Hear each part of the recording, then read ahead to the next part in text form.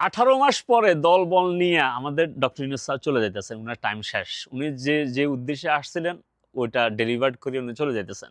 তবে এই 18 মাসে আমরা মন খুইলা বাংলাদেশের মানুষ মানে গালাগালি থেকে শুরু করে যত কিছু বলতে পারে আমরা মুখ খুলে বলতে পারছি। কেউ মানে কারো স্ট্যাটাসের কারণে, তার কথা বলার কারণে কাউকে যে ধরে লইয়ে যাবে এরকম কিছু হয় নাই। ঠিক আছে? এই 18 মাসে। মানে পুরা মিডিয়া তার বিপক্ষে আছিল। মানে কোন মাত্র 17-18 জন উপদেষ্টা নিয়ে যেভাবে দেশটা উনি টানি নিয়ে আসছেন, এটার জন্য স্যার অবশ্য মানে প্রশংসার দাবিদার।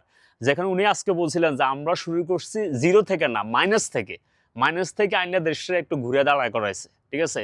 দেশের সবকিছু মানে সব নিয়ে চলে গেছে, পালাই গেছে। ওই অবস্থা থেকে আমাদের ডক্টর ইউনূস স্যার মানে দেশে অ্যাটলিস্ট স্থিতিশীলতা আইনে একটা নির্বাচন করে ক্ষমতা হস্তান্তর করে দিয়ে চলে যাইতেছে।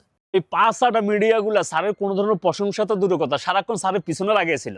উনি যখন যাচ্ছেন তখন আমাদের দেশের বৈদেশিক রিজার্ভ এটা হচ্ছে কত জানেন?